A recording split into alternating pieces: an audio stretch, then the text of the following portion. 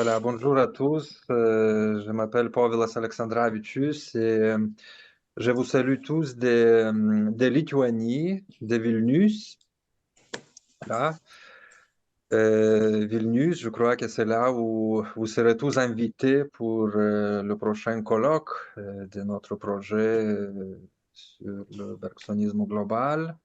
Mais je crois qu'on va en parler le temps venu. Alors, je suis très content de pouvoir ouvrir en fait, la dernière session de notre colloque, la session qui s'intitule Politique de l'ouverture. On va avoir deux intervenants. Le premier de notre intervenant de cette session est professeur Henri Bach, qui est professeur titulaire de philosophie politique et sociale au département de philosophie de l'Université Alassane Ouattara de Bouaké. Alors, le professeur Bach a un CV impressionnant, hein. Et ça serait vraiment trop long de nommer toutes ses responsabilités universitaires et tous ses travaux philosophiques, travaux de recherche.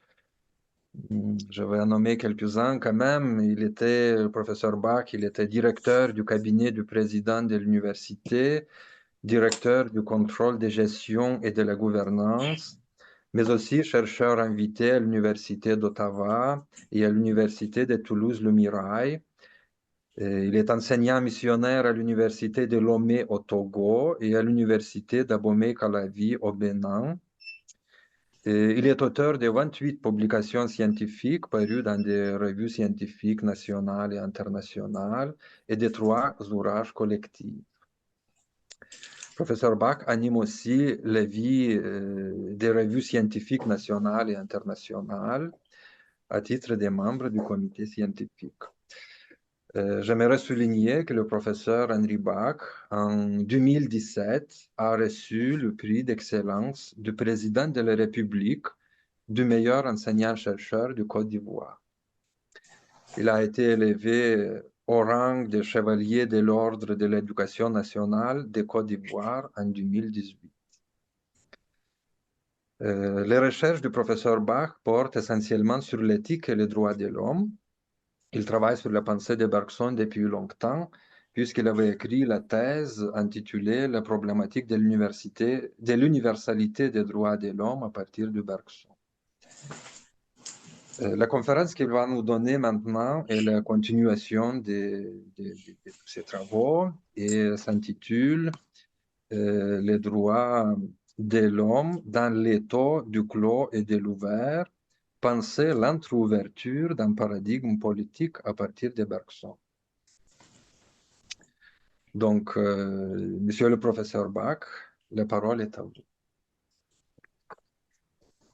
Bien, merci, chers collègues. Bonjour à tous. Euh, je voudrais d'entrée de jeu faire mien les remerciements de tous ceux qui m'ont précédé à l'endroit de tous les organisateurs de ce colloque. Pour entrer dans le vif de mon sujet, je voudrais commencer ainsi. Et comme j'ai écrit mon texte, j'ai hésité entre le PowerPoint et un texte rédigé, vu les problèmes de connexion, de partage d'écran. J'ai préféré faire un texte rédigé que je voudrais vous lire tel quel. Mesdames, Messieurs, chers collègues et chers amis bergsoniens, à l'occasion de notre foire scientifique, j'ai décidé de vous vendre un morceau d'un produit sur lequel je travaille depuis 2006 dans le cadre de ma thèse d'État.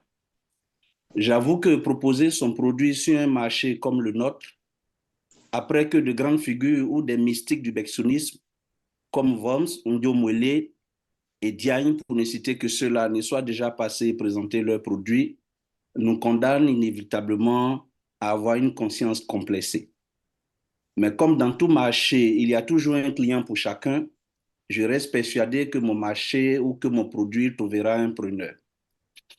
Voici donc formulé à la suite de ce qu'a dit tout à l'heure le modérateur, voici donc formulé le nom de mon produit que je voudrais vous présenter et vous vendre. Les droits de l'homme dans les taux du clos et de l'ouvert, 2 points, penser l'entrouverture d'un paradigme politique à partir de Bergson.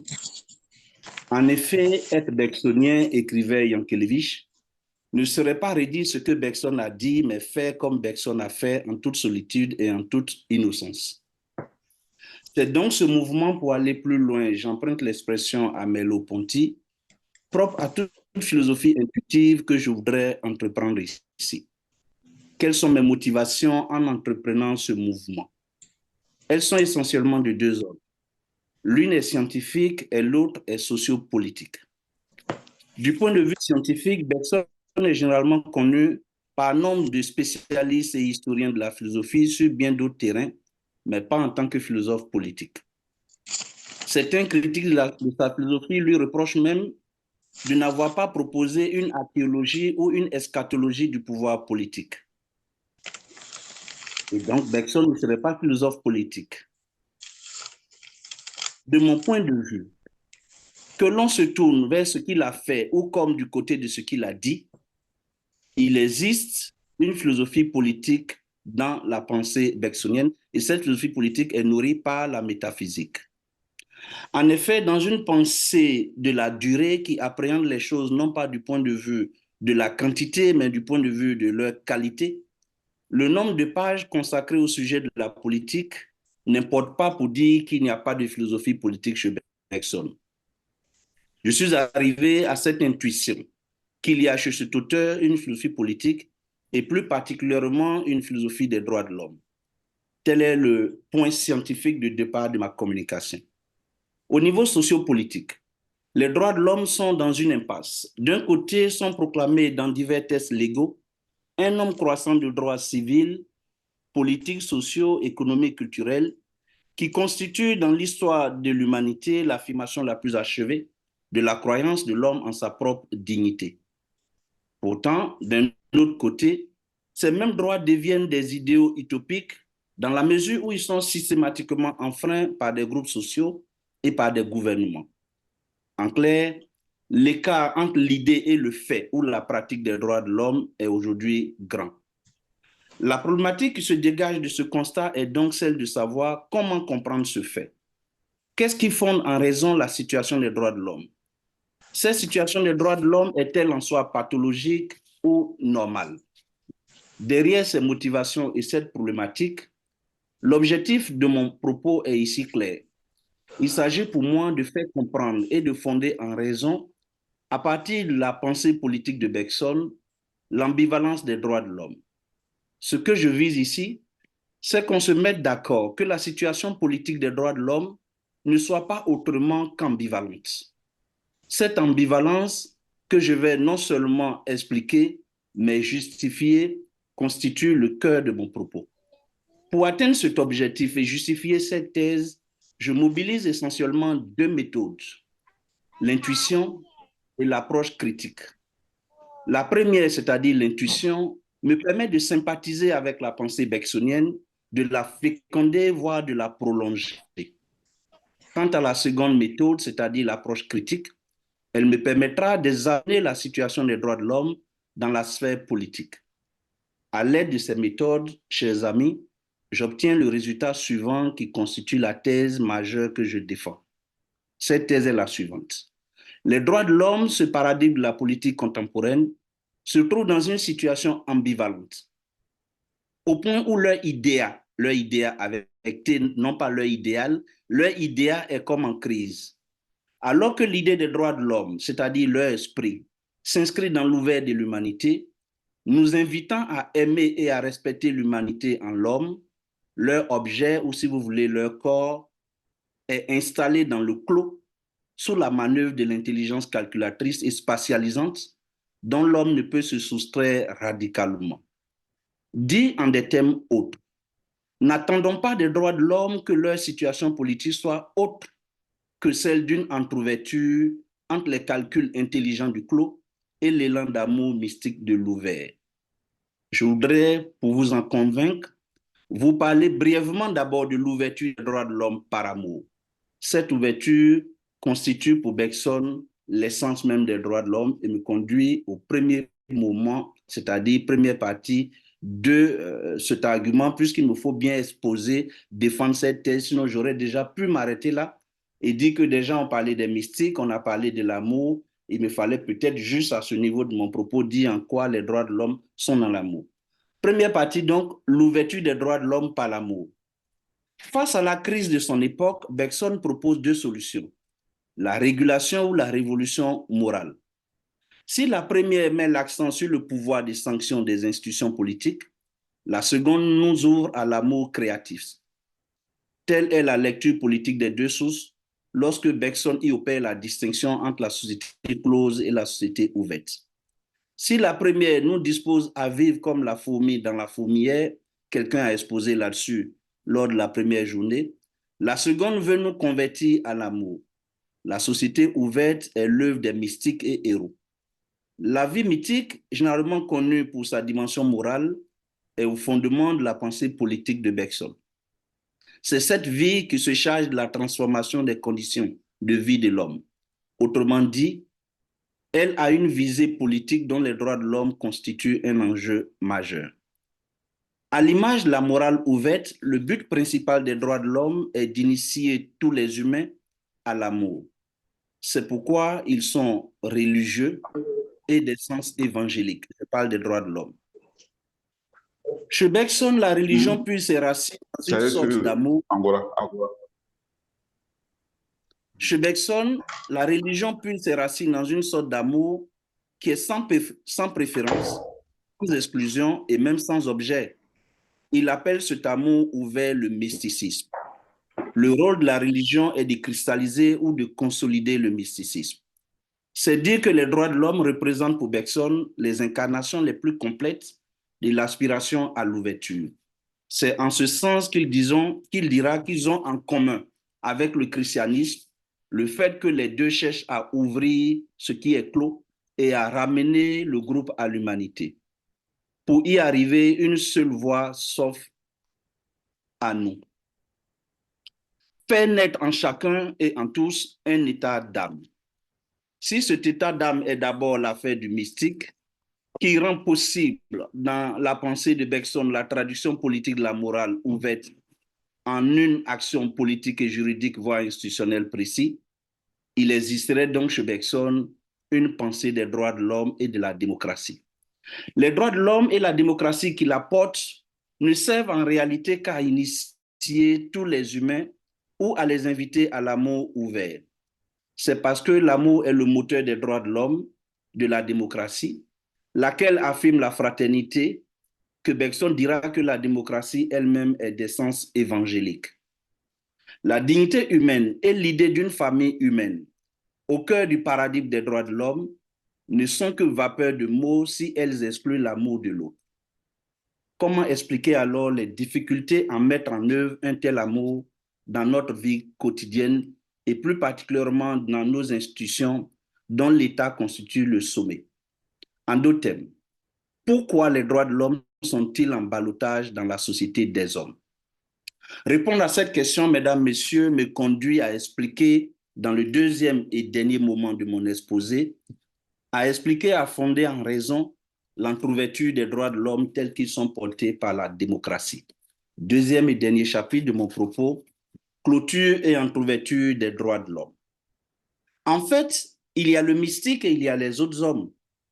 Nous ne pouvons pas être tous des mystiques, mais nous devons tous vouloir faire comme le mystique, bien qu'étant liés à notre société close, dont les dispositions sont enracinées en nous.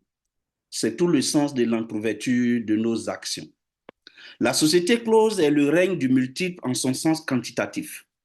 Cette multiplicité des parties forme les différents groupes humains. Chaque groupe se reconnaît comme un identique à lui-même. Cette identité implique l'exclusion et défense contre l'étranger. Les communautés s'organisent autour d'un corps de loi attribuant à chacune des parties ce qui lui est dû. Dans la société close s'affirme le règne du relatif et du particulier. La société close est à l'homme ce que la fourmière est à la fourmi et la ruche à l'abeille. Naturellement, l'homme est lié à la société. C'est comme tel que l'homme est appelé animal politique. Dans les premières lignes du moins des deux sources, Bergson s'accorde avec Durkheim sur le fait que, et je cite, la société, et avec elle l'intelligence, bien entendu, qui introduit dans la vie humaine cette limitation qui l'empêche de coïncider avec l'ensemble du vivant. Alors que l'humanité entière, dans l'espace et dans le temps, est une immense armée qui galope à côté de chacun de nous, en avant et en arrière de nous, dans une charge, dans une charge dans une charge entraînante capable de culbuter toutes les résistances et franchir bien les obstacles, même peut-être la mort. La société est là comme la matière face à la vie, qui limite l'action de l'humanité à travers les hommes qu'elle façonne, de sorte qu'ils ne puissent voir et comprendre que ce qui relève des lois et des cadres de la société close. Dans une telle situation, la compréhension et la pratique des droits de l'homme deviennent difficiles, voire quasiment impossibles, du moins en leurs principes et en leur statut théorique. Pour mieux expliquer cette situation des droits de l'homme dans la société close, nous allons prendre le cas de la démocratie qui les porte. À l'image des droits de l'homme, la démocratie est d'essence évangélique, nous l'avons dit, et elle a pour moteur l'amour. C'est pourquoi, dans sa dimension théorique, la démocratie proclame la liberté, réclame la légalité et réconcilie, dit Bergson, les deux sœurs ennemies en mettant au-dessus d'elle la fraternité. La démocratie est cette réalisation inscrite dans l'horizontale du politique, dans l'horizontalité du politique, qui signe l'ouverture des sociétés. Une véritable démocratie reconnaît l'égale dignité de tous les hommes et ne peut admettre en son sein des esclaves qui côtoient des hommes libres. Elle se présente ainsi comme institution d'un corps politique de citoyens, étant à l'accomplissement de tout homme au sein d'un espace fraternel. Mais cela n'est que théorique. Ce qui caractérise la démocratie, ce n'est pas sa conformité. Ce qui caractérise du moins les démocraties, ce n'est pas leur conformité à un idéal, mais le degré de tension créatrice qu'elles actualisent. D'un point de vue politique, la démocratie comme régime historique des sociétés mixtes possède un caractère agonistique. En effet, ce que la démocratie cherche à tourner n'est jamais éradiqué. Si l'intention démocratique va dans le sens de l'ouverture, l'espace démocratique lui-même est celui d'une lutte incessante entre deux tendances sans résolution finale. Les tendances de la société close, indéracinables dans la société qui s'ouvre. La démocratie politique se construit ainsi donc sur une tension entre sa matérialisation comme régime, se spécifiant à l'intérieur d'institutions, et son élan, qui est exigence de la création, prenant d'abord la forme interhumaine d'une politique de résistance. Une fois matérialisée comme régime ou doctrine, la démocratie est toujours menacée par l'oubli de ce qui l'origine. La résurgence d'une tendance à la clôture est compatible avec ce qui a constitué une transformation politique et sociale. La démocratie politique, par conséquent, toujours prise au cœur d'une tension entre ce qu'elle est intentionnellement, je veux dire virtuellement, et son actualisation effective dans un corps rigide d'institutions et de règles qu'il faudra compliquer pour éviter les dérives et la confiscation des rouages de l'État par des intérêts privés. En clair, bien qu'ouverte, la démocratie porte en elle un esprit de clôture. Ce dont nous avons besoin est donc de distinguer soigneusement dans cette démocratie et dans ces droits de l'homme les tendances ouvertes et les tendances du clos. De reconnaître également qu'elles forment un tout, c'est-à-dire un composé. Chers amis bergsoniens, pour m'arrêter, sans pour autant finir et conclure, je voudrais revenir à mon point de départ et rappeler qu'en empruntant ce chemin avec vous, je cherchais ce que fut la contribution de Bergson à la réflexion sur les droits de l'homme. Ce que j'ai trouvé sur ce chemin, c'est que Bergson nous éclaire le mieux sur ce que Gilbert Autois, du moins, dans la préface à Philosophie des droits de l'homme de Lionel Ponton, ce que Gilbert Autois appelait l'ambivalence des droits de l'homme. Cette ambivalence est l'autre nom de la mixité ou de la dualité qui caractérise les droits de l'homme. Les droits de l'homme, ce paradigme de la politique contemporaine, sont à la fois un discours de l'élan intuitif, ayant sympathisé avec le moi social. Ils sont un vécu de la société ouverte, expérimenté dans la société close. Ils sont un appel de l'âme ouverte auquel répond l'âme close. Ils sont une réalité de la durée logée dans l'espace. Ils sont un dessin de la grande politique pratiquée par la réelle politique. Éclairer cette mixité des droits de l'homme, c'est les sortir de la confusion qui en obscurcit l'essence et les expose à des critiques de tout genre. Chers amis, si nos actions étaient guidées par l'action mystique les uns pour les autres, les droits de l'homme s'en trouveraient sauvés et réalisés. Cela n'est pas impossible puisque des hommes ont existé et existent encore sans doute, qui nous donnent les âmes vivantes de cet amour créateur qui fait les droits de l'homme. Mais à défaut de faire ce qu'a fait l'âme ouverte du mystique, nous pouvons tout au moins et devons avoir une âme qui s'ouvre. Car, dit Bergson, et je cite, « Entre l'âme close et l'âme ouverte, il y a l'âme qui s'ouvre. » Entrouvrir son âme, c'est déjà tout accompli. Et comme nous sommes dans un colloque sur Bergson adressé majoritairement à des Africains, je dirais que c'est sur ce chemin de l'entrouverture que les États africains, en quête de démocratie, comme d'ailleurs tous les autres États, devraient emprunter sans complexe le chemin de la démocratie pour leur progrès et pour leur développement. C'est sur cette note d'espoir que je vous remercie. J'ai dit.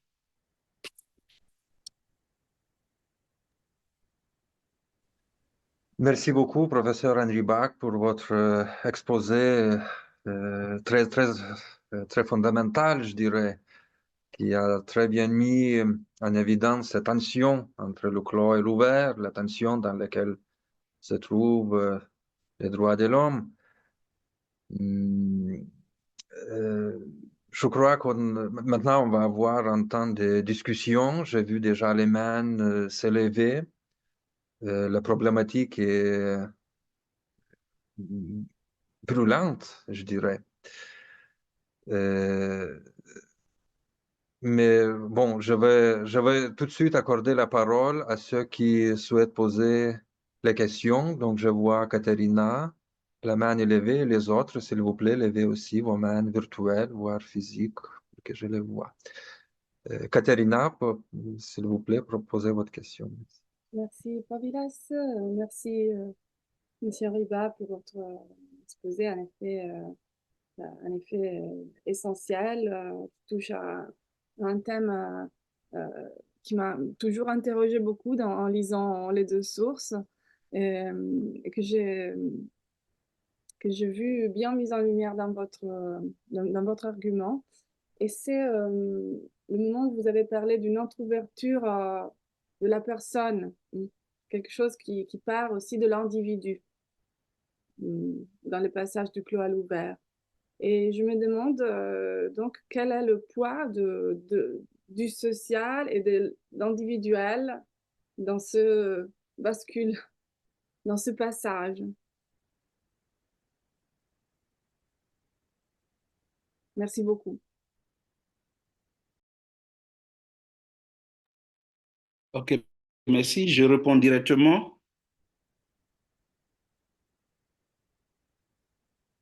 Est-ce que je réponds? Oui, vous répondez directement. D'accord. D'accord. En fait, merci Catherine pour l'intérêt.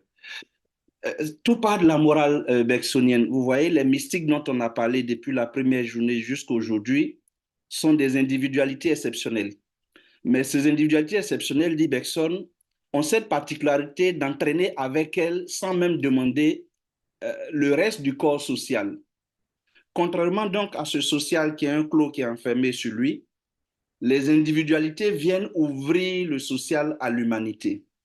Cette âme qui s'en trouve, si elle n'est pas totalement ouverte, si nous étions tous des mystiques, ou s'il y avait quelques mystiques parmi nous, du point de vue bergsonien, ils nous entraîneraient tous à les imiter et leur action individuelle devient finalement une action sociale, j'allais dire collective. Parce que le mystique bergsonien n'est pas une monade leibnizienne enfermée sur elle-même sans lien avec les autres. C'est un mystique qui, j'allais dire, comme la durée, comme l'élan vital, est dans la société et agit sur la société. Donc, le social est présent dans cet acte individuel dans la mesure où cet acte individuel va en lui-même entraîner dans son élan d'autres. Et si chacun fait comme le mystique a fait, vous voyez que nous passons de l'individualité au social et du social à l'humanité entière. Voilà, merci beaucoup, professeur. Une très bonne réponse. Et maintenant, je donne la parole pour sa question à Émile Kanmongis, s'il vous plaît. Merci beaucoup. Merci. Merci, Paulinas. Merci aussi au professeur Ba, cher ami, pour cette communication sur les droits de l'homme. Je sais que tu travailles sur les droits de l'homme depuis longtemps. Et là encore, je vois que ça a beaucoup évolué, et tant mieux pour la lecture africaine de Bergson. La petite question que je voudrais poser est celle de l'effectivité de ces droits de l'homme aujourd'hui, où nous assistons plutôt à une sorte de retour des souverainetés et à une sorte de liberté des États vis-à-vis des traités internationaux, des accords, et parfois à des remises en question. Est-ce que là, ce n'est pas un vrai problème de notre monde actuel par rapport à ce qui devait être les droits de l'homme transcendant, donc par définition, les souverainetés nationales? Merci beaucoup. Oui, en fait, si nous restons dans le clos, nous pouvons dire que ces souverainetés nationales constituent un développement des sociétés closes, lesquelles sont enfermées les unes sur les autres. Quand nous prenons le Bergson politique qui, par ses actions et non nécessairement par ses écrits, s'est engagé dans la création de la Société des Nations et qui croit qu'une des voies de sortie de la crise dans laquelle l'humanité est plongée, comme je l'ai dit tout à l'heure, c'est d'avoir des institutions, une sorte d'institution régalienne. On peut se dire le retour aux souverainetés peut poser problème. Mais dans une pensée bergsonienne qui n'est pas une pensée, j'allais dire, mécanique, qui n'est pas une pensée spatiale, le retour des souverainetés peut avoir un avantage qualitatif parce que dans l'universel bergsonien, ce sont des hétérogénéités qui viennent enrichir l'universel. C'est comme, pour parler comme Bergson, les notes d'une mélodie. Quand vous écoutez une chanson, vous avez l'harmonie de la chanson, mais en réalité, l'harmonie de la chanson est constituée de la particularité des mélodies et c'est l'osmose de ces mélodies qui fait la valeur ou la richesse de l'ensemble de la musique. De ce point de vue, les souverainetés bien constituées, si ce sont des souverainetés qui ne sont pas des replis identitaires, peuvent enrichir l'humanité, peuvent enrichir la question des droits de l'homme. Parce que pour nous autres Africains, je l'ai dit tout à l'heure, sans complexe, les États africains doivent emprunter le chemin de la démocratie, qui n'est jamais réalisé, qui n'est qu'une sorte d'asymptote, qui n'est qu'une sorte de paradigme pour les autres États. Ils sont peut-être sans doute en avance, mais personne n'est encore arrivé à la réalisation parfaite de la démocratie. Et donc, sans complet, nous devons nous y engager. Si nous comprenons que nous avons notre part à apporter, une particularité africaine, la démocratie à l'africaine, parce que la diversité de nos cultures, notre spécificité, peut être comme les notes de la mélodie, j'ai dit cette souveraineté, c'est une bonne chose. Mais si ces souverainetés sont guidées par des calculs de l'intelligence et de ce qu'on peut appeler l'idéologie politicienne, pour un repli sur soi sans s'ouvrir à l'autre, alors on pourrait s'inquiéter. La question serait, dans ces souverainetés, qu'est-ce qui s'opère? Est-ce que ce sont des souverainetés qui viennent enrichir le dynamisme de la démocratie ou est-ce que ce sont des souverainetés qui viennent tuer, j'allais dire, l'élan ouvert? Là est toute la problématique. Je n'ai pas pour l'instant de réponse, mais en soi, je ne suis pas contre ces souverainetés. Je considère qu'elles sont comme les notes de la mélodie de la démocratie.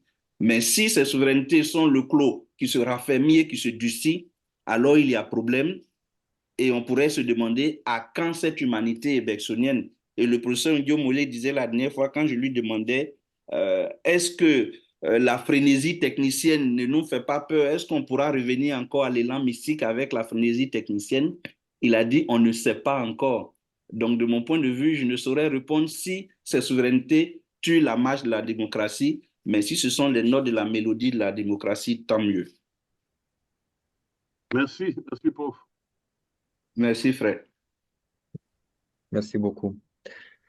Je vois encore deux mains. Je crois qu'on a largement du temps encore pour deux questions et pour deux réponses. Donc, Madame Goma-Emilienne, la parole est à vous. Pour votre mais c'est juste pour moi une contribution. Je voudrais contribuer dans le sens que, comment on appelle, le mysticisme bergsonien peut avoir son pareil dans la réalité. Ça ne peut pas rester un idéal ou bien un mythe pour la réalisation de la démocratie, comme vous dites. C'est un chemin qui est calqué aujourd'hui dans le monde entier à travers le bouddhisme.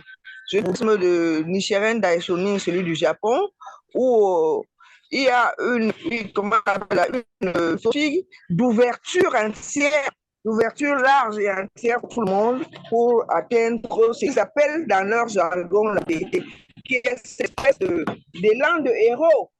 Et cet héroïsme n'est pas l'apanage spécifiquement des hommes d'exception. Ils attribuent cela à tout le monde. Ils disent dans leur philosophie qu'il y a une vérité et elle doit s'éclore. Parce que rien n'est méchant volontairement, si on veut le dire. C'est une chimère ou bien idéal qu'on ne peut, inatteignable. Il y a des possibilités de la pensée humaine aujourd'hui qui nous y amènent, qui peuvent nous conduire facilement. Donc, c'était juste une contribution de regarder aussi du côté du Nichiren Daishonin. Merci.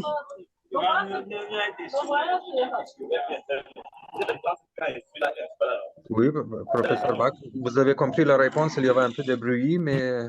Est-ce qu'on peut Oui, en fait, je considère que comme elle a nommé elle-même, c'est une contribution. Je ne vais pas en faire une polémique, c'est une contribution. Sinon, Bergson parle des mystiques bouddhistes dans les deux sources de la morale de la religion. Je ne connais pas bien le bouddhisme, donc je ne peux pas discuter comme ça. Mais si je me réfère à Bergson, ils ne sont que des imitateurs de ce que fut le Christ, parce que chez Bergson, le sommet du mysticisme a été réalisé par le Christ des évangiles, mais il n'ignore pas les mystiques du bouddhisme, Bergson, il ne les ignore pas. Mais je vais creuser et puis je verrai si ce que la collègue dit peut encore permettre de proroger l'intuition bergsonienne. Merci. Bon, maintenant, Madame Anna de Arbona. Merci pour l'intervention. Je voulais vous poser une question parce que toujours quand je lisais les deux sœurs, je pensais à les droits des hommes.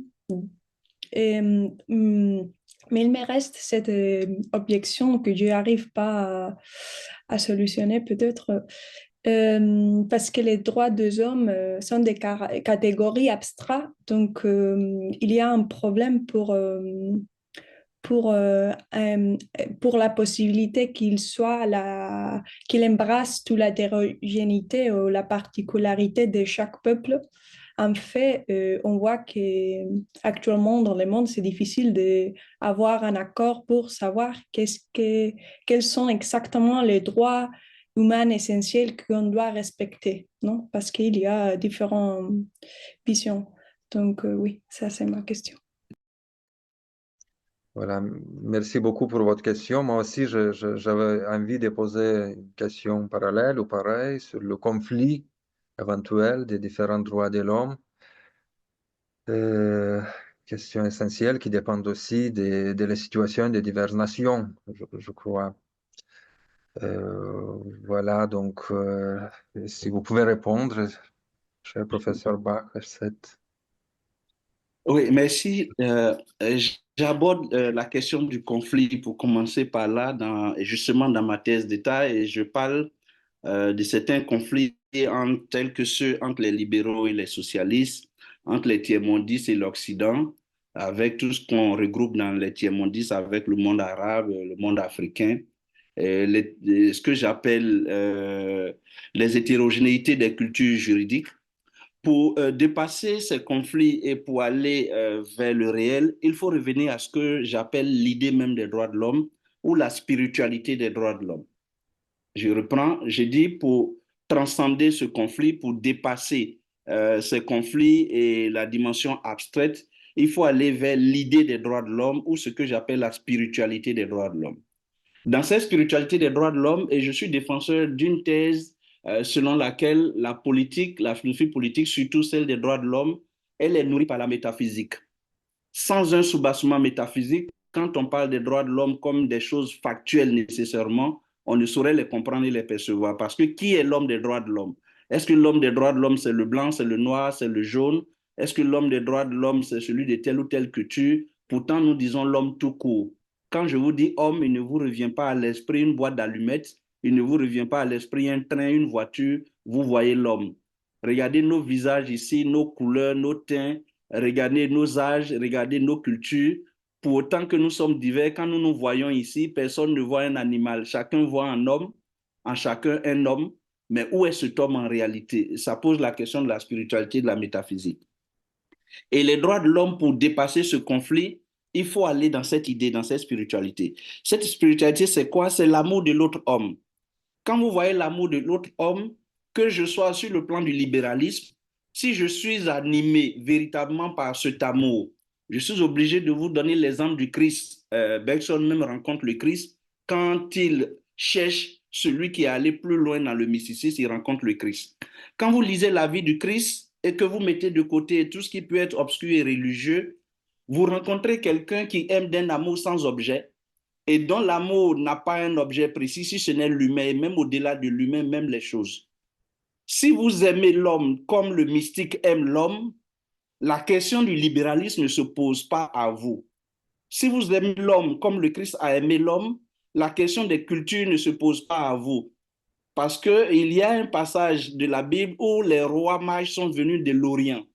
Mais les rois mages qui viennent de l'Orient, de partout le monde, avec chacun sa diversité, pour venir adorer cet enfant Jésus, montrent que chacun est venu avec sa particularité.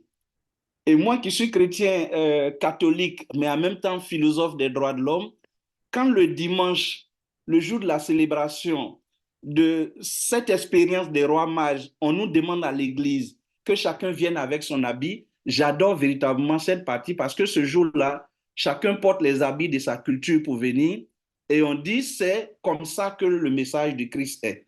On ne distingue pas qui est de telle ethnie, qui est de telle culture. On est content ce jour à l'église de voir que chacun est venu dans les habits de sa culture et c'est ça l'amour du Christ. Cet amour transcende donc les diversités dont nous parlons. Le conflit naît quand dans la société close dans laquelle ces droits doivent se manifester, chacun veut maintenant rester dans le clos et non regarder l'essence.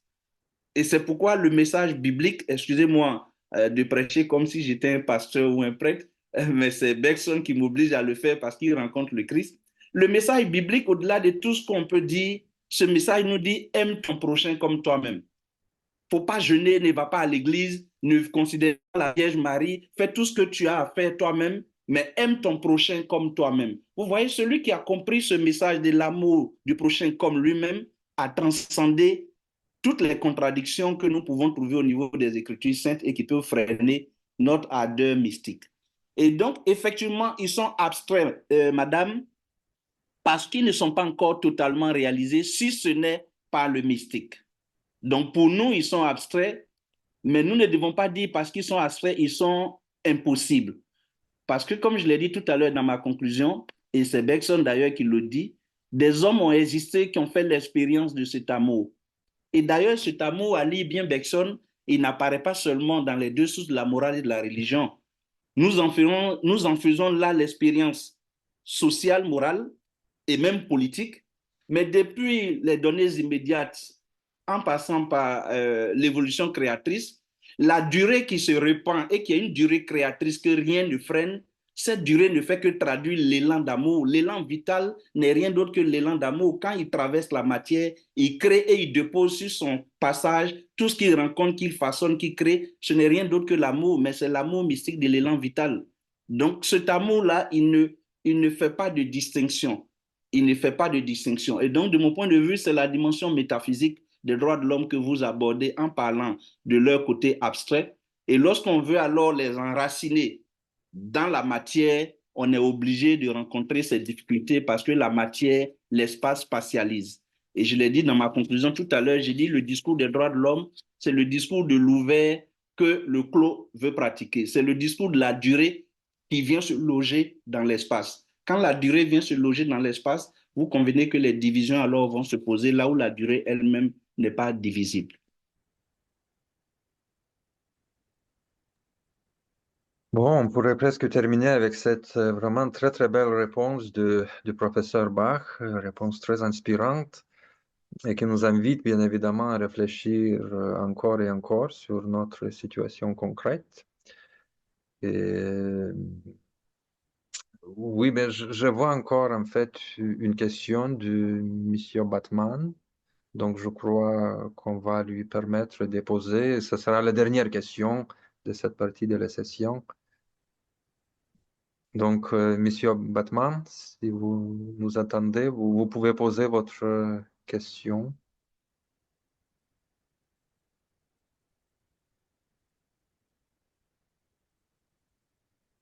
Oui, Monsieur Batman, on vous attend pas.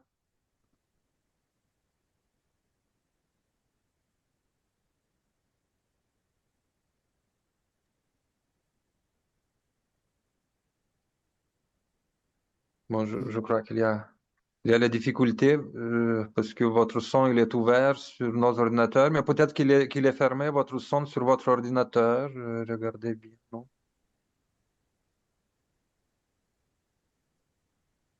Est-ce qu'il a mis un casque ou pas? Est-ce que, Docteur Nyangui, on ne t'entend pas du tout, hein? Pourtant, est-ce tu que, avais parlé tout à l'heure. Peut-être il est-ce que faut vous portez un casque? Vous avez un casque? Je Oui, vois plutôt un écouteur dans ses oreilles, je crois. oui, je crois qu'il y a un écouteur. S'il vous plaît, si vous avez un écouteur, il vaut mieux l'enlever et vous utilisez le micro de votre téléphone, de votre ordinateur. Ah oui, ça crée beaucoup de problèmes, les écouteurs. Parfois, ils ne sont pas fiables.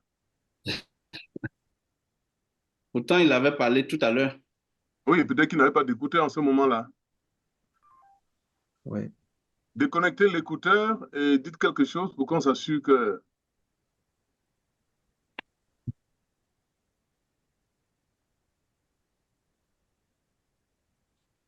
Euh, Bon, c'est moi que les circonstances veulent sauver pour ne pas avoir à être acculé encore. Pourtant, tu as beaucoup de ressources. oui. Tu as beaucoup de ressources, professeur Ba. Merci.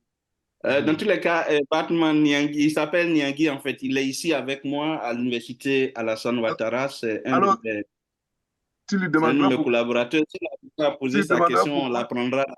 Tu lui Oui, demanderas Voilà, je lui pourquoi... demanderai. Voilà. Tu lui demanderas pourquoi il n'a pas pris Goodman ou je ne sais pas, quelque chose de différent. Parce que Batman, ça... Bad. C'est vrai que ce n'est pas le bad avec D, mais quand même, ça sonne comme le bad avec D. Bon, mais je crois qu'on va lui demander de poser sa question par écrit au chat et peut-être que vous Oui, aurez le temps de répondre plus tard si oui. si on a du temps. Voilà, et on va passer à notre... Merci encore, professeur Bach, pour votre brillant exposé et Merci. votre réflexion vraiment très inspirante. Très inspirante. Voilà. Merci.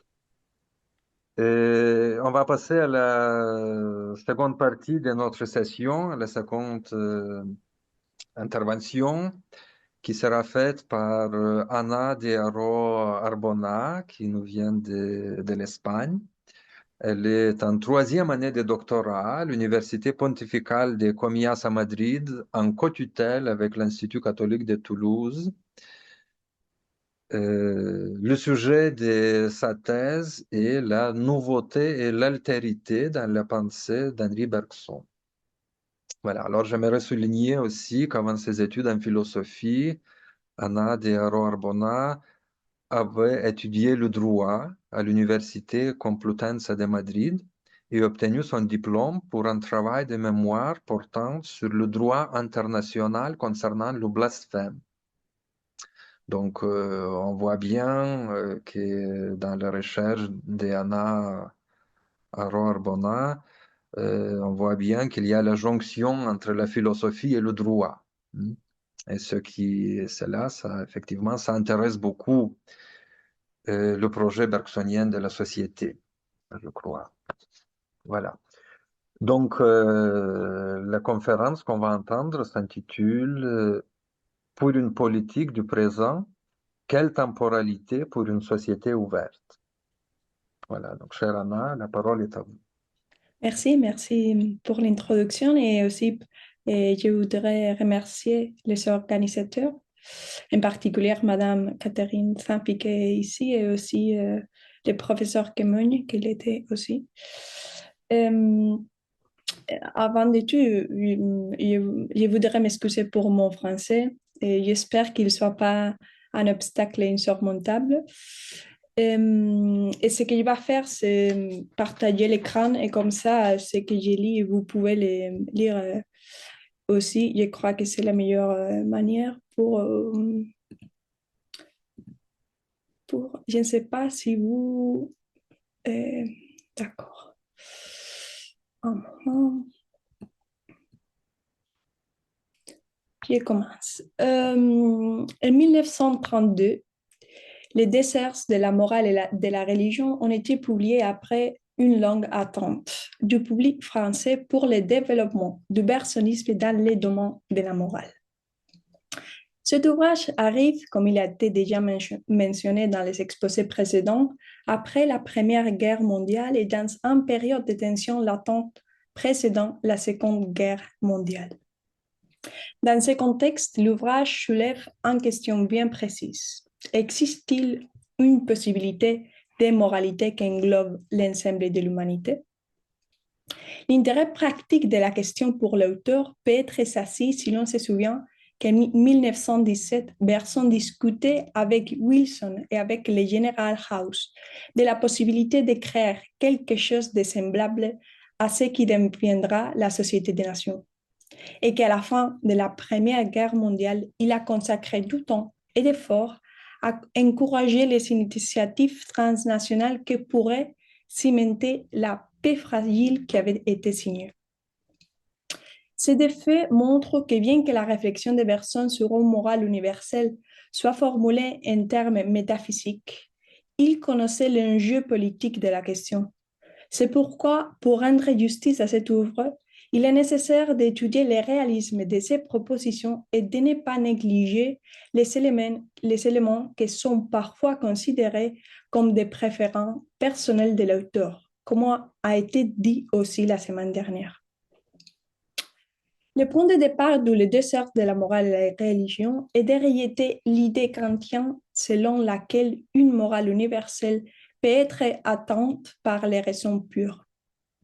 L'intelligence seule ne suffit pas à surmonter la tendance à la guerre des sociétés humaines. Malgré la radicalité d'une telle affirmation, Bergson est fermement convaincu qu'une société ouverte est possible. Mais c'est précisément à cause de l'instant de guerre ou de la tendance à protéger les siens contre ceux d'autres que Bergson attribue une origine exceptionnelle à la morale universelle.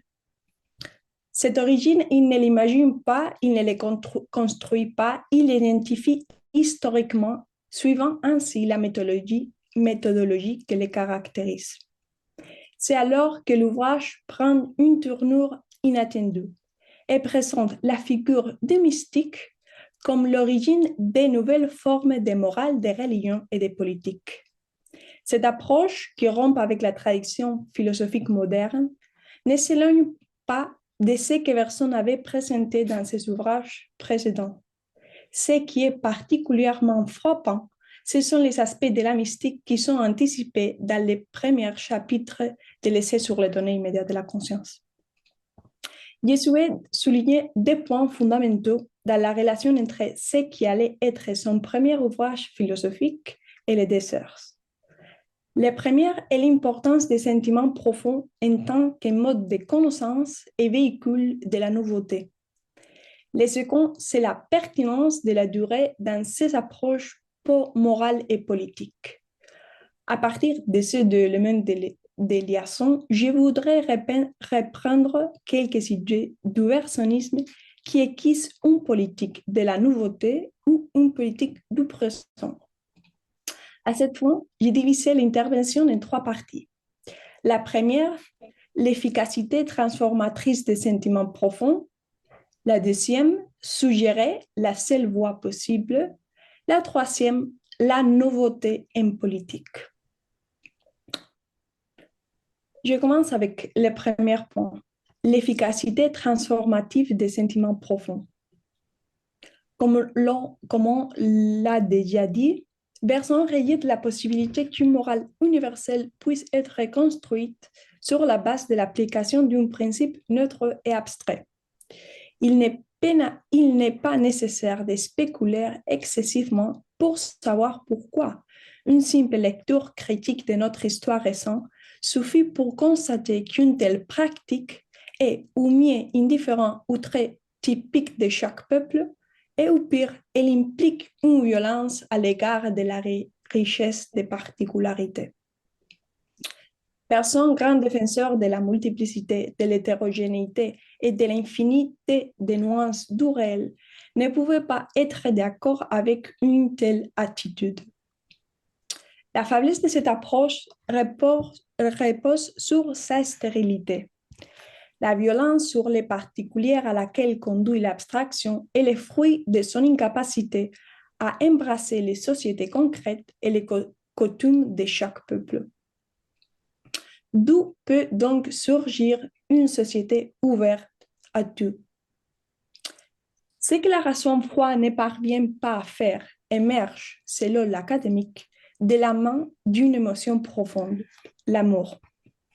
Le terme amour est dangereux car on en a tant parlé qu'il est presque inévitablement chargé d'une banalité rebuttante, qui cependant ne peut en aucun cas être attribuée à l'hypothèse bersonienne.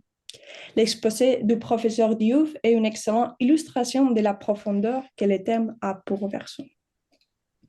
Cependant, même si nous acceptons la prémisse que l'amour dans l'œuvre de Bergson a une profondeur et une densité théorique auxquelles nous ne sommes pas habitués, il est toujours scandaleux que les travaux les plus raffinés de l'intellect ne puissent pas atteindre par elles-mêmes ce qui est réalisé par quelque chose d'aussi fragile que les sentiments.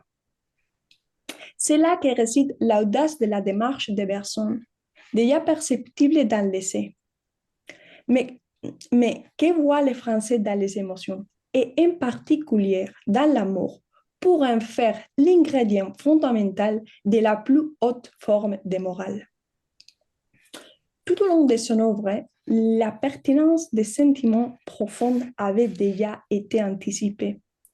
Les descriptions de la joie et de la tristesse dans les premiers chapitres de l'essai sur les données immédiates de la conscience en sont un exemple. Le sentiment est présenté comme un vecteur de transformation.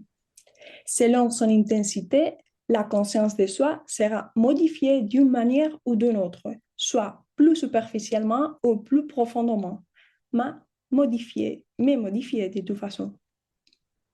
Par conséquent, je crois qu'on peut dire que dans la philosophie bergsonienne, la pertinence et l'importance du sentiment résident dans le fait que par sa capacité à affecter la manière dont on perçoit, on se souvient, on entend, etc., il affecte directement la consistance et la constitution dans le présent de ce qu'est le moi. En ce sens, le sentiment a le pouvoir d'initier un processus de changement intérieur qui est particulièrement visible dans la description que Bergson fait de la tristesse radicale. Je cite. Et elle finit par une impression d'écrasement qui fait que nous aspirons au néant et que chaque nouvelle disgrâce et nous faisant mieux comprendre l'inutilité de la lutte. nous cause un plaisir amer. Page 8.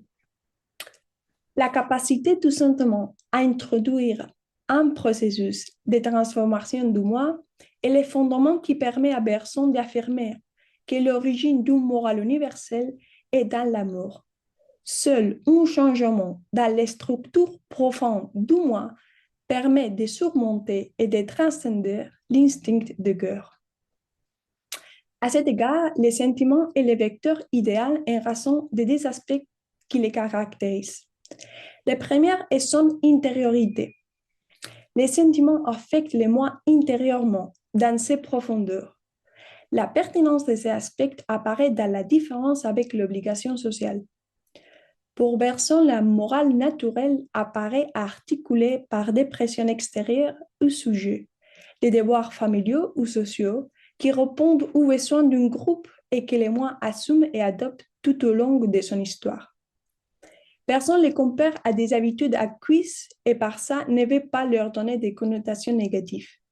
Au contraire, elles sont présentes dans la morale naturelle et ont leur fonction dans une société ouverte, comme l'a déjà bien expliqué Émile Sellier la semaine dernière. Malgré l'importance et la dignité que Bergson attribue à l'obligation morale, il ne suffit pas à propager un amour pour l'ensemble de l'humanité, car elle est basée sur des motivations externes. C'est la défense des siens plutôt que l'obligation envers une personne inconnue qui prévaut. La réalité de l'acte et de la conscience qui implique l'accueil de toute personne, quelle que soit sa situation ou son état, suppose l'implication de tous les moi, d'où l'importance d'une motivation interne. Le deuxième aspect pertinent des sentiments profonds est leur capacité à interrompre les dynamiques fermées du passé. Bergson dit dans l'essai, tantôt en effet, les sentiments suggèrent interrompent à peine les tissus serrés des faits psychologiques qui composent notre histoire. Tantôt, il en détache notre attention sans toutefois nous les faire perdre de vue. Tantôt, enfin, il se substitue à eux, nous absorbe et accapare notre âme entière. Je suis particulièrement intéressée par le terme tissu serré qui apparaît dans l'essai et qui réapparaît à la page 8 de Les Deux Sœurs. Dans l'essai, les tissus serrés se réfèrent à notre passé et dans Les Deux Sœurs, il se réfère à l'ensemble de personnes qui constituent une société. Dans les deux cas, il s'agit d'une composante fondamentale du moi, l'aspect social et l'histoire qui les façonne. Mais ce qui est intéressant, c'est que les deux au courant de l'expression tissu serré impliquent les risques de clôture. C'est là qu'intervient la pertinence du sentiment profond. Dans les premiers cas, parce qu'il actualise le passé à la lumière du présent. Dans les seconds cas, Bergson décrit la même dynamique. Une certaine forme de sympathie profonde permet qu'en relation avec l'autre, par nature extérieurement, je puisse retrouver ce qui m'est le plus propre. Dans ces seconds cas, la sociabilité dépassera son cadre habituel car elle touchera au plus profond de soi. On passe d'une sphère extérieure à l'intériorité la plus intime. Dans ces deux exemples, on montre que le sentiment permet de dépasser les fermetures de l'histoire et du tissu social. La raison en est que le sentiment profond est source de nouveautés dans la mesure où il a la capacité d'introduire une ouverture dans ce qui était en soi fermé. C'est pour cette raison qu'il est le vecteur de l'opération décrite par Bergson, qui consiste à transcender l'ancien moral en une morale universelle. La proposition de Bergson concernant les problèmes qu'on est en train d'analyser pourrait être résumée dans la phrase suivante. La morale universelle naît du changement que l'amour, dans sa version la plus radicale, introduit dans les entrailles du moi. On peut y voir les deux éléments du sentiment qu'on a analysé, l'affectation intérieure du moi et sa capacité à introduire de la nouveauté. Deuxième point, Suggérer la seule voie possible. Jusqu'à présent, nous avons parlé de l'amour, mais personne n'utilise pas l'amour comme une force ou un pouvoir qui permet d'atteindre la moralité universelle. Il incite tout l'origine sur les mystiques, c'est-à-dire chez des personnes spécifiques qui ont un modèle de vie très concret. Personne ne s'intéresse pas à la mystique en tant que catégorie. Ce qu'ils considèrent comme pertinent, ce sont les mystiques et la vie qu'ils mènent. D'une densité particulière de conscience du réel chez ces personnages exceptionnels, émerge un amour profond pour toute la création. Dans cette approche se distingue la différence des deux sources de la morale et la religion avec les livres précédents. Le contenu de cet ouvrage est fortement influencé par le christianisme et par conséquent, la puissance créatrice ou la force d'amour des ouvrages antérieurs prennent une forme plus concrète, celle du Dieu et celle des hommes qui, d'une certaine manière, coïncident vraiment avec les devants. Cette divergence s'accompagne d'une question qui traverse toute la pensée bersonienne, les rapports entre les particuliers et la totalité. L'idée que la réalisation d'une morale universelle passe par des personnes particulières est une variante de la méthodologie que Bergson retrouve chez Raveson, qui consiste à traiter une question générale à partir d'un problème particulier. Ce qui pour Raveson était une question épistémologique, chez Bergson devient un élément fondamental de sa philosophie morale. Dans les deux sources apparaît la fusion de ces deux éléments, la relation judéo-chrétienne entre l'homme et Dieu et la primauté du particulier pour atteindre la totalité. C'est pourquoi la voie bergsonienne, prise dans toute sa littéralité, suppose que la réalisation d'une morale universelle est conditionnée par le fait qu'il y a eu ou qu'il puisse y avoir dans l'histoire des personnes qui, d'une manière ou d'une autre, en sont venues à participer ou à entrevoir de telle façon l'origine de ce qui est, qu'ils portent en elle une capacité d'amour totalisant. En supposant que cela soit possible, une deuxième question se pose. Comment est-il possible qu'une société entière puisse être générée à partir d'une seule personne? Ce qui est intéressant, c'est que la réponse à cette question est présentée comme la véritable preuve qu'une morale atteint la profondeur ultime qui exige un amour totalisant. À la page 59 du Le Désert, une distinction est faite entre la morale chrétienne et celle des stoïciens. Cette dernière, ayant presque atteint les profondeurs de la première, reste une doctrine et n'acquiert pas la puissance vitale que possède au jeu de l'auteur, le christianisme. La société ouverte est possible parce que l'attitude des personnes exceptionnelles se répand, selon les mots de Bergson, d'âme en âme indéfiniment comme un incendie. Sur cet aspect de la théorie morale de Bergson, la pertinence de la conduite des sentiments réapparaît. Dans le point précédent, il a été dit que les sentiments transforment de l'intérieur. S'il est ainsi, comme se produit la propagation dont parle Bergson et pourquoi dans ces cas ne s'agit-il pas d'une motivation extérieure? Première question. Deuxième question, pourquoi la propagation d'un enthousiasme peut-elle être à l'origine d'une ouverture et non de l'introduction dans une société close?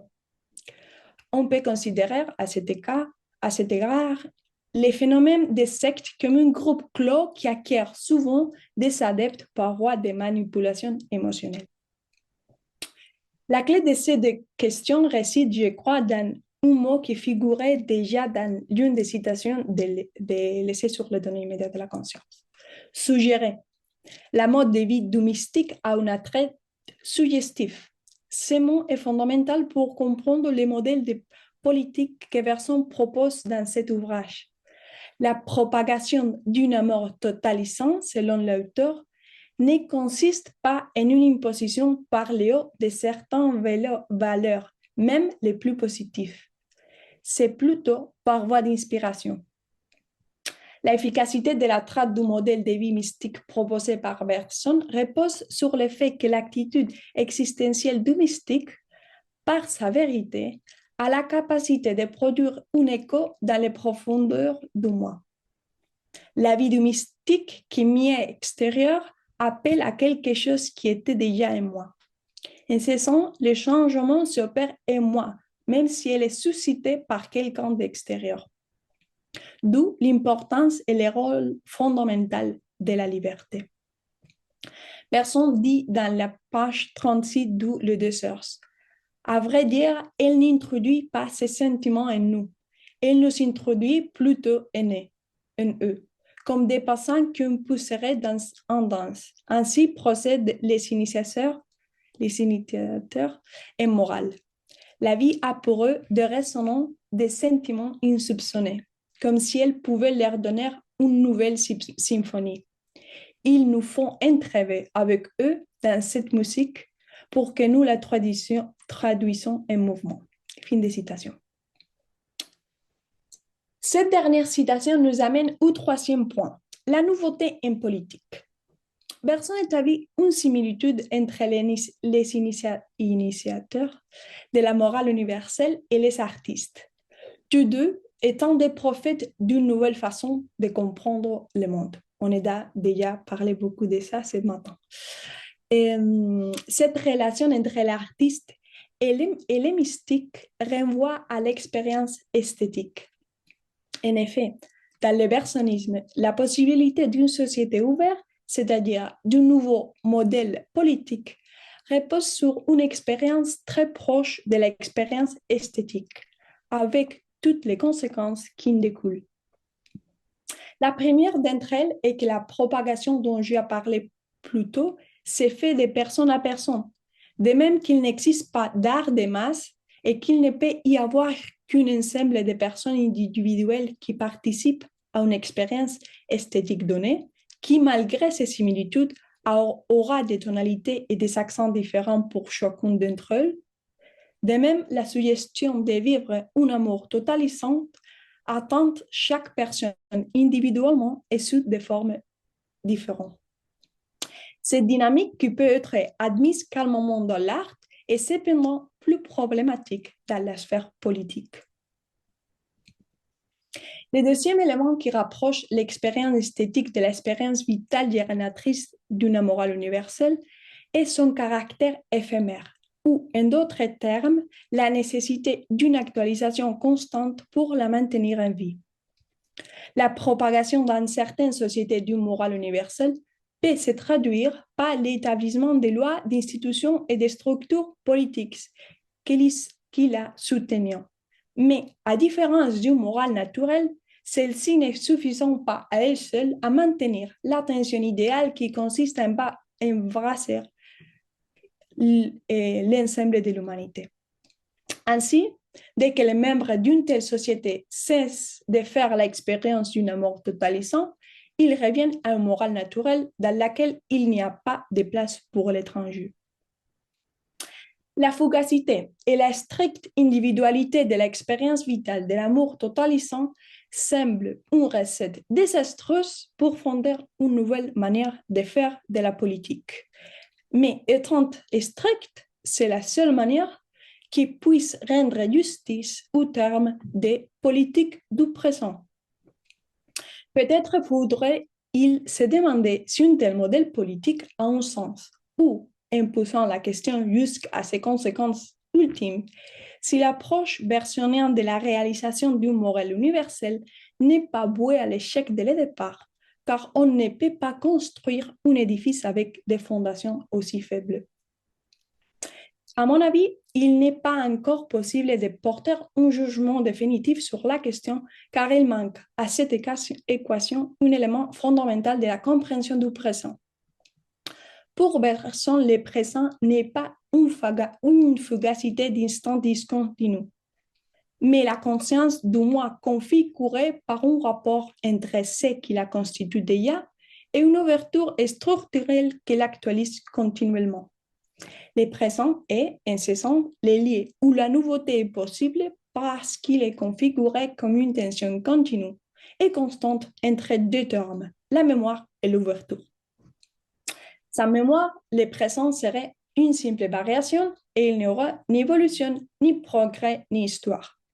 D'autre part, sans l'ouverture de l'avenir, le présent serait un accomplissement constant de ce qui est déjà prédéterminé.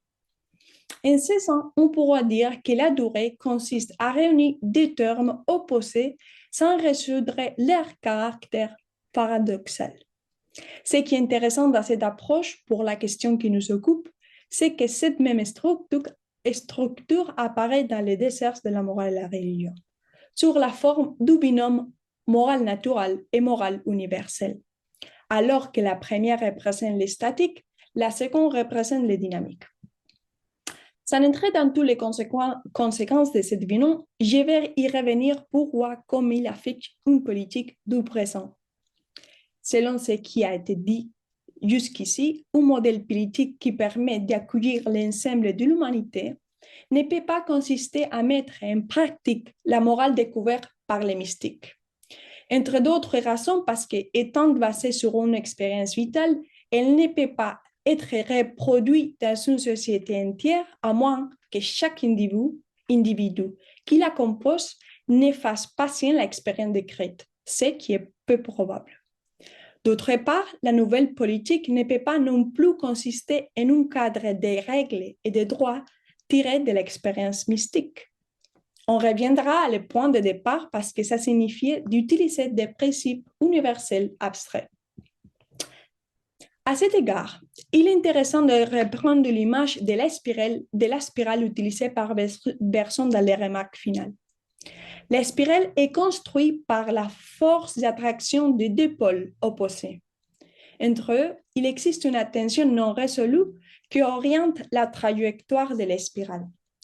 Malgré les nombreuses limites de cette métaphore, elles nous permettent de comprendre deux enjeux.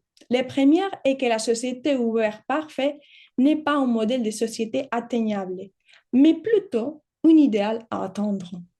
En ce sens, il y aura des sociétés plus ou moins ouvertes, comme le professeur Moel nous disait hier.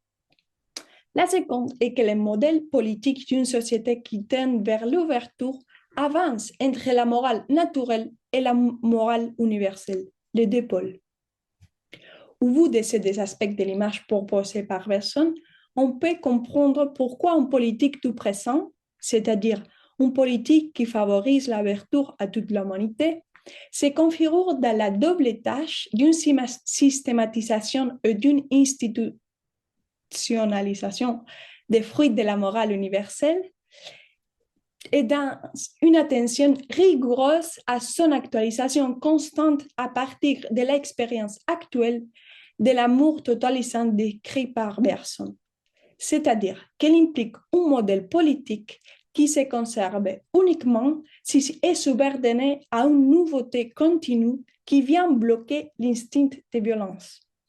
Une nouveauté qui s'y déroule à cœur même des institutions. C'est pourquoi lorsqu'on dit que la morale universelle transcende la morale naturelle, cela ne signifie pas qu'elle l'abandonne, mais plutôt qu'il utilise les instruments de l'ancien à des fins nouvelles. Ainsi, par exemple, les ensembles d'obligations et de récits garantissant les tissus sociaux dans la morale naturelle prennent l'horizon d'un idéal d'ouverture dans la morale universelle. Une brève note pour terminer cette troisième partie de la présentation. J'ai dit au début que l'intelligence seule ne permet pas d'atteindre une morale qui puisse embrasser l'ensemble de l'humanité. Mais la construction d'une société qui tend vers cet idéal ne peut s'en dispenser. Le double travail de systématisation et d'actualisation est l'œuvre conjointe de l'intuition et de l'intelligence. C'est pourquoi Bergson dit de l'amour mystique, moteur d'une morale universelle, il ne prolonge pas un instant, il ne dérive pas d'une idée. Ce n'est ni du sensible ni du rationnel. C'est l'un et l'autre implicitement. Et c'est beaucoup plus effectivement. Car un tel amour est à la racine même de la sensibilité et de la raison, comme du reste des choses. Ce qui, dans nos analyses se divise en binômes est contenu en une dans cette notion. En ce sens, il n'y a pas de division caïnite entre l'intelligence et les sentiments quand dans leur plus grande radicalité, ils vont de pair. Je conclurai par une question. Dans quelle mesure les modèles politiques perversant dans les déserts de la morale et la religion est-il réaliste? Les défis auxquels il est confronté sont nombreux. Parmi eux, il fait beaucoup de temps pour que la morale universelle se répande et les subordonner à l'exercice de la liberté de chacun. Elle a besoin d'une mise à jour continue pour ne pas se désintégrer. En sa faveur, le pouvoir d'attraction du modèle vital et surtout l'effet qu'elle repose sur une transformation profonde de la personne. Je vous remercie de votre attention.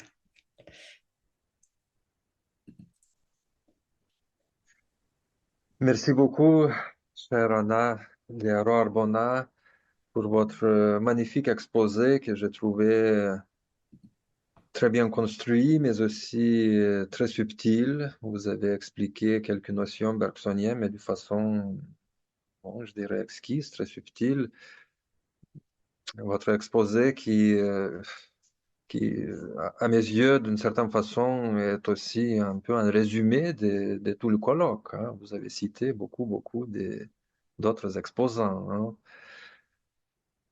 Voilà, ça ne nous empêche pas peut-être de vous poser encore quelques questions. Nous avons encore quelques minutes.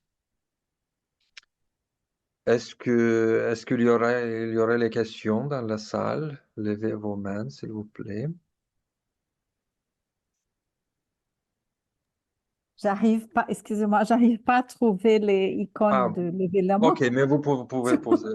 Chère Déborah, s'il vous plaît. Merci, merci. Et bon, écoute, moi, je voudrais féliciter pour cette présentation très importante. Moi, j'ai beaucoup aimé cette stratégie et cette façon de penser les rapports entre l'essai sur les données immédiates de la conscience et de source et les rôles de l'analyse des sentiments, des états de conscience dans les premiers chapitres. Ça a été toujours quelque chose qui m'a semblé très important chez Bergson. Et ma question, c'est tout simplement, est-ce que vous ne pensez pas à la priorité de ces analyses de les sentiments esthétiques? Je pense que cette priorité, cette importance, elle est sous-jacente, elle soutient votre raisonnement dans la présentation parce qu'elle est touchée dans une certaine façon, mais je pense toujours à cette idée que l'émotion esthétique, l'analyse du sentiment du beau, du sentiment de la grâce, elle termine en disant que l'essence de la sentiment, c'est la sympathie physique.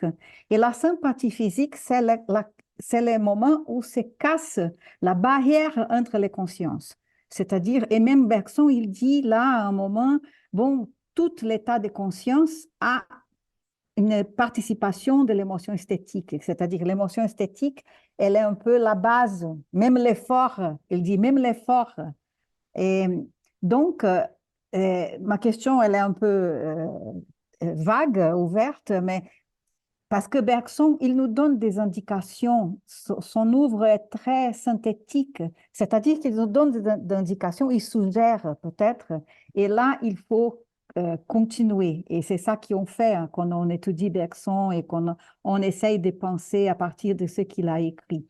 Et donc, la question, c'est si vous ne pensez pas que la sympathie physique de l'émotion esthétique, qui est les vrais moyens de casser la fermeture individuelle, si ce sentiment-là n'est pas la base de l'amour qui est très peu analysé à l'essai. Et c'est-à-dire, et finalement, tout ça s'enchaîne parce que c'est les sentiments esthétiques qui nous donnent le modèle de la suggestion, finalement, et qui va encore être au moins sur les fonds des analyses postérieures des matières mémoires, même l'évolution créatrice et pour la morale. C'est-à-dire, je ne sais pas si c'est une question très claire, mais c'est ça que votre la belle présentation m'a fait penser. C'est ça.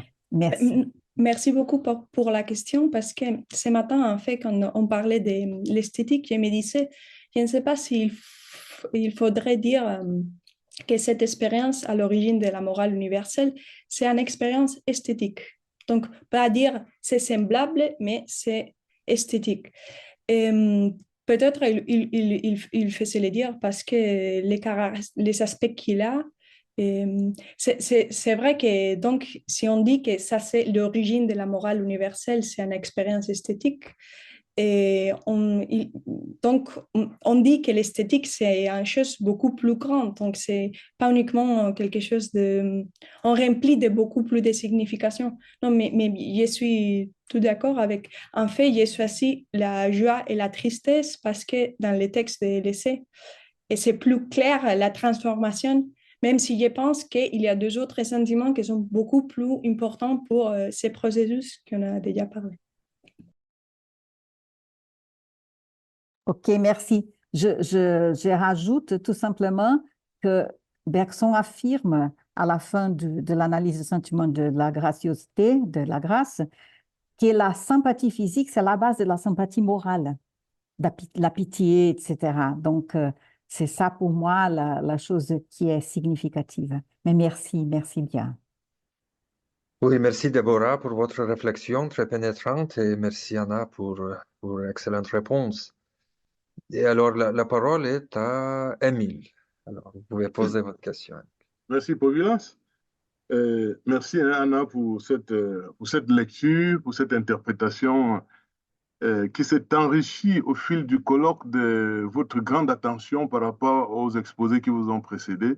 Et Povilas a déjà souligné cet ajustement que vous avez fait en vous appuyant sur John Moelet, sur Jean Diouf et bien d'autres intervenants avant vous. Mon sentiment personnel est que la structure de votre travail, qui est très rigoureuse, me laisse la même impression qu'à la fin des deux sources. Un resserrement dans les remarques finales, où Bergson, pressé par la maladie qui le tenaillait, a presque tout livré en cascade, dans un sentiment qui ressemble à une sorte de découragement. Et j'ai vu ça à la fin de votre exposé, quand vous dites que la morale universelle, c'est quelque chose d'à peu près impossible.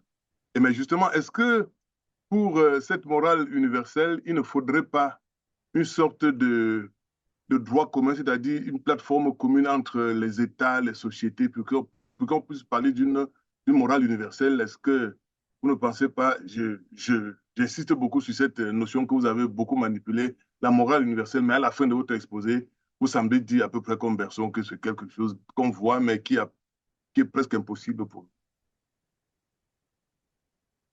Je voulais pas dire qu'il n'existe pas, non?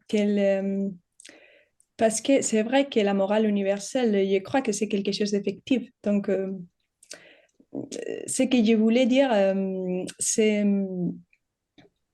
oui, qu'il n'y a pas une société parfaite, qu'il n'y a pas cet état dont on arrive et on est déjà là.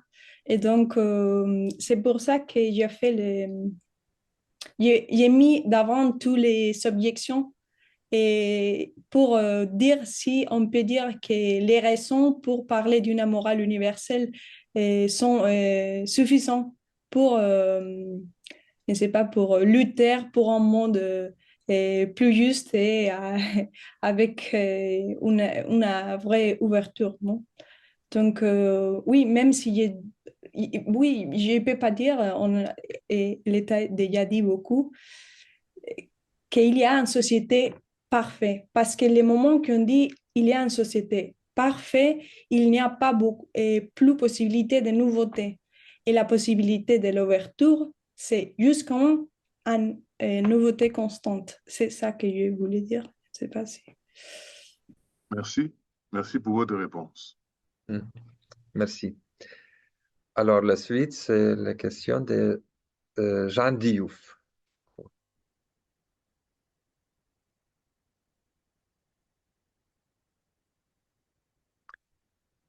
Alors, madame, monsieur, oui, Jean Diouf, vous êtes là? Son micro est fermé, elle oublie de l'ouvrir. Oui, oui, s'il vous plaît, madame Jean Diouf, ouvrez votre micro et posez votre question. Ok, ok. Voilà, c'est bon. Oh, madame. Oui, voilà, vous m'entendez? Merci beaucoup pour l'exposé. Je voulais juste ajouter une précision de ce qu'elle a dit, hein, et j'approuve bien sa lecture assez originale, quand elle demande qu'est-ce que Bergson voit dans l'amour pour en faire l'ingrédient de la morale. Et là, je pense que voilà, il manquait un peu dans son exposé la distinction qu'il fait entre les deux types d'émotions. Voilà, quand il parle d'émotions infra-intellectuelles et d'émotions supra-intellectuelles. Là, je préfère enlever le mot sentiment et mettre émotion, puisque Bergson définit l'émotion comme étant un ébranlement affectif, c'est-à-dire qui disposerait d'une certaine force de propulsion. Et en ce moment, on retrouverait l'idée d'obligation ici. Mais là, contrairement à la morale kantienne, ce n'est pas une obligation qui nous vient de l'extérieur, mais c'est une obligation personnelle. Là, ici, la morale se transforme en un appel à l'amour, puisque par essence et de manière générale, on peut dire que chaque être humain aspire à l'amour. C'est une certaine aspiration légitime.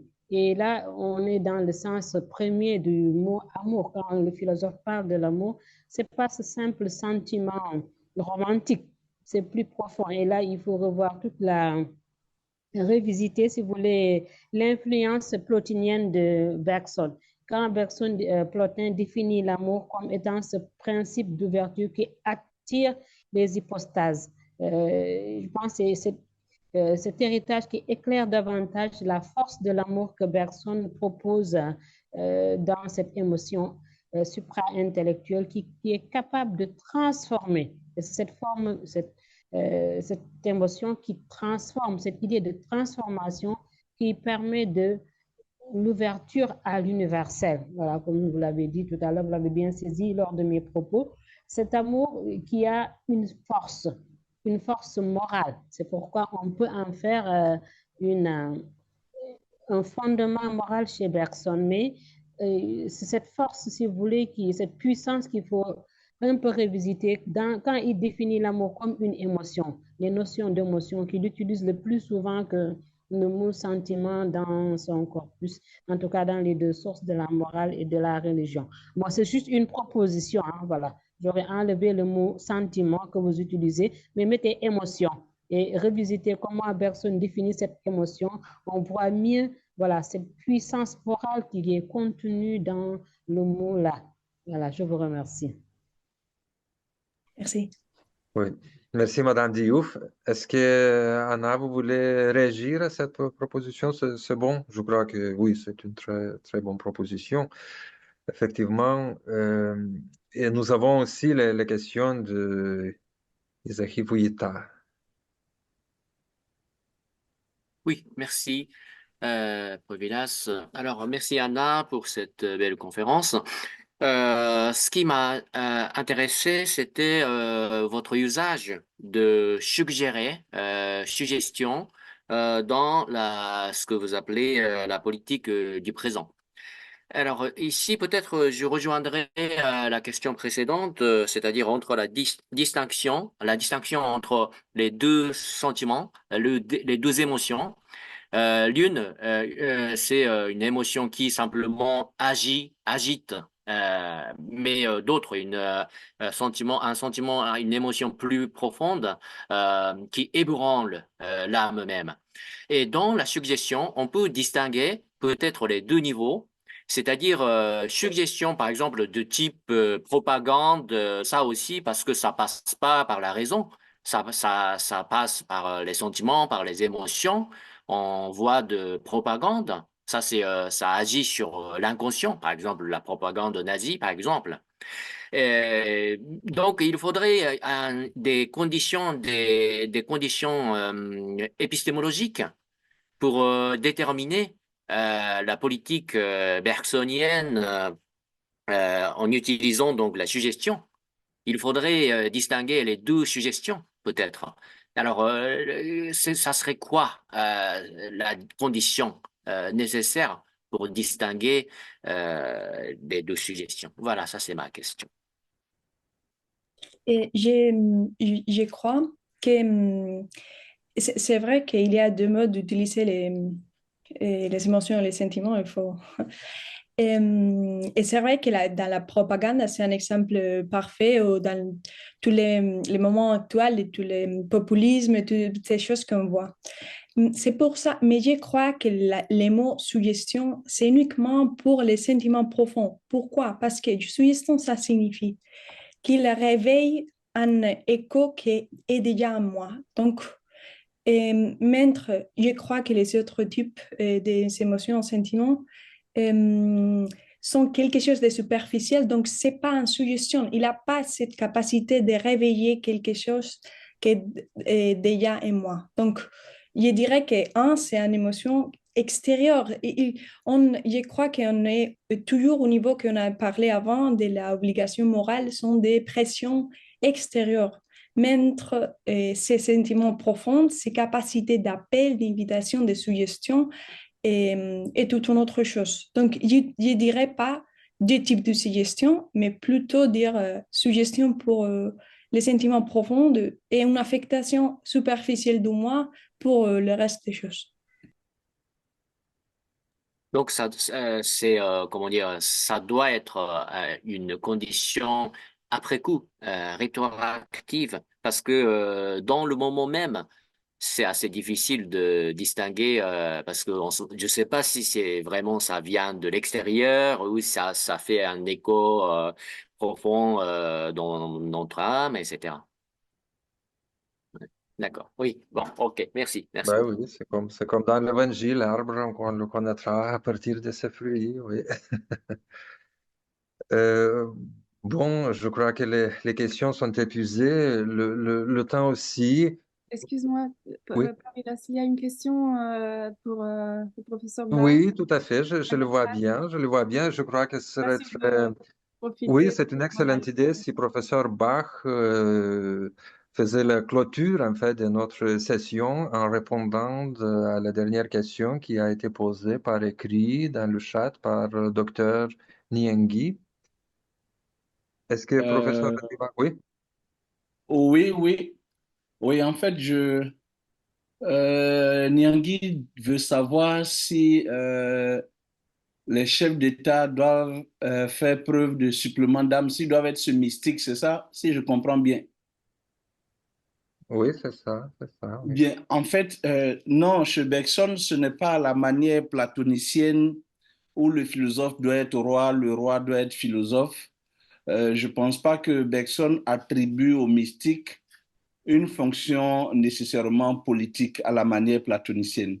Ce que Bergson dit, c'est tout simplement que l'humanité, les individus, les hommes ordinaires que nous sommes, dans l'exercice de nos différentes tâches et dans notre vie quotidienne, soyons, j'allais dire, comme visités par l'élan mystique, par cet élan d'amour, mais pas attribuer une fonction politique au mystique. Ce n'est vraiment pas ça, du point de vue bergsonien.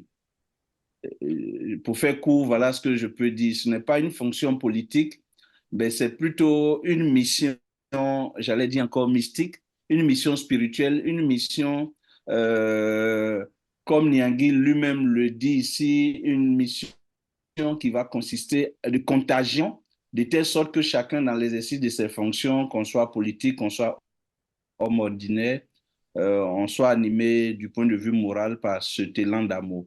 Et puis, ça pourrait maintenant avoir un élan au niveau politique où chacun, avec cet élan d'amour, pourrait respecter les droits de l'autre homme, mais pas une mission politique. Voilà. Merci beaucoup, professeur Bach. Très belle parole sur laquelle nous allons clore notre notre session. Voilà, la parole de la mission. Nous avons tous aussi la mission en tant que participants à ce très beau projet de bergsonisme global. Et nous avons sans doute une influence sur la politique aussi, je crois, en tout cas sur l'état mental des membres de nos sociétés.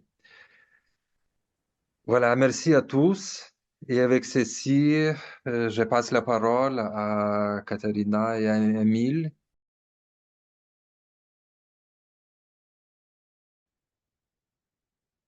Très bien. Bon, professeur, excusez-moi, hein, parce que quand même, il y a des intuitions fulgurantes qu'on ne capte pas facilement comme ça. Je souhaite qu'on enregistre ces remarques finales. Merci beaucoup. Vous avez raison. Vous avez tenu à suivre de bout en bout, et parce que ça m'a paru important dès le début. Et dès le début, les organisateurs qui sont là,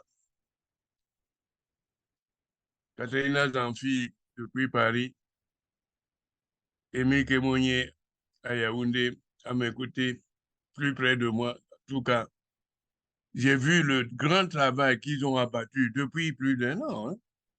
Nous, on suivait les communications, les informations relatives à l'avancement des préparatifs. Et s'agissant de la zone Afrique, et ça ajoutait un petit plus, n'est-ce pas, d'intérêt et de passion à faire en sorte que, eh bien, ça réussisse comme ça a réussi ailleurs, en Amérique du Sud, au Japon, et alors j'en passe, voilà. Non, mais je suis vraiment fier de ce que vous avez fait, les organisateurs. Il est vrai qu'à Paris, euh, Frédéric Worms n'est pas avec nous en ce moment, mais il est un pilier connu aussi dans cette organisation, non seulement en tant que président de la Société nationale des Amis de Bergson, mais aussi comme quelqu'un qui a autour de lui toute une équipe et qui a conduit la barque à bon port. Vraiment, c'est ce que je peux dire. Je remercie. J'avais effectivement envie. C'est comme si Catherine avait deviné mon intention de prendre la parole. J'ai tenu à être à cette séance de clôture et j'ai suivi d'ailleurs toutes les communications de ce matin et je me réjouis de voir la participation africaine à cela. Et en tout, entre nous, Africains, je dois saluer l'Afrique occidentale qui a été plus présente que notre Afrique centrale, n'est-ce pas? Bon, c'est pas, on verra ça entre nous après. Il est vrai que les Bergsoniens, ça ne s'invente pas non plus. Là où ils sont, bon, ils se sont manifestés. Voilà. Merci à tous ceux qui sont présents à cette séance de clôture. Et je vais repasser la parole aux organisateurs qui vont nous dire la suite de ce qui est prévu au niveau central. Merci et au revoir à vous tous à la prochaine rencontre de Bergsoniens. Merci.